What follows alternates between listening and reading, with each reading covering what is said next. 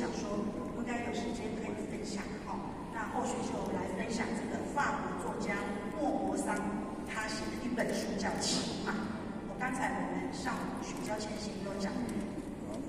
46章的是马所以很多我们私语都喜欢用马来做形容，野马来做形容这个故事呢，就是主角叫做埃克托尔，他其实非常的贫穷，但是呢，他爱慕虚荣。有一天他刚好额外得到了一笔奖金，他就想说，我要拿这一笔奖金来让大家看，说我不是那么穷，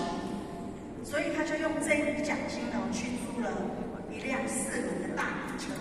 还有一匹马，然后他就骑着这一匹马，然后让他的家人呢坐在这个马车里面，他要带他们去郊游。可是他想说，我花钱，因为19世纪啦19世纪是马，那他就想说，可是我如果要去郊游，走那一条路没有人知道我有这样的大马车，我要来走到最热闹的街道上去走。所以呢，他就特别绕到最繁华、最热闹的这个街上从那边经过，就是要显摆就让人家知道说，他不是穷困的，他不是贫穷的。可是呢，就因为他太久没有骑马了然后又小镇的人又太多，这一匹马受到惊吓就不受控制来，就乱跑乱撞到了一位老妇人。这位老妇人的职业是女佣，她是女佣人，她叫西蒙太太。她撞到了西蒙太太以后呢，赶快把西蒙太太送去医院，然后她就被送去警察局了。那医院跟西蒙太太说你这个没事，可以回家了。回家。那埃克托尔呢，他在警察局之后，因为警察说那西蒙太太没事了就也无罪了，不用关，但是呢他要支付西蒙太太所有的医药费这样子。那西蒙太太他就起贪心他说我如果受伤的话医药费有人不出那我要假装一下，他就假装故意说我这里还痛那里还痛你要负责把我疗养好那安克多尔没办法，就先让他去做短期的休养。你知道吗？西蒙太太做女佣做了一辈子，她哪有享受到说在疗养院这么幸福躺着睡，睡着吃，而且还不用担心医药费。她的贪心又来了，她的贪心说：“我没有办法动了其实她能动可是我没有办法动了你知道，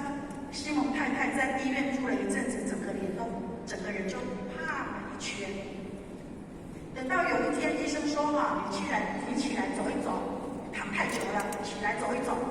他就真的站起来的时候呢，真的没办法走了，一下子就摔到地下了。他原本从一个健康的人，因为贪这个享受，有人帮他付医药费，他就装病，装到自己真的没有办法走。而埃克多尔这个主角呢，因为他的爱慕的虚荣心，也让他买了这什么单，让他一辈子，这个西蒙太太也不能走了，他要一辈子晒苦胎，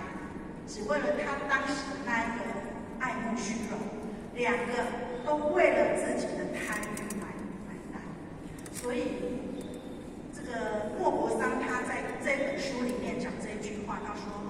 人最大的悲哀是驾驭不了内心的野马。当欲望不断膨胀的时候，你就没有办法驾驭它。所以我们人性中最大的弱点是什么？就是止不住贪念抵不住诱惑，任由欲望牵着鼻子走。所以我们真正的智慧呢，并不是来自于外在的探索和追求，而是来自于内心的醒悟和思考。通过内心的静观和体悟，我们可以洞察事物的本质，从而理解整个世界。这种智慧超越感官的限制，使我们的内心世界更加的丰富多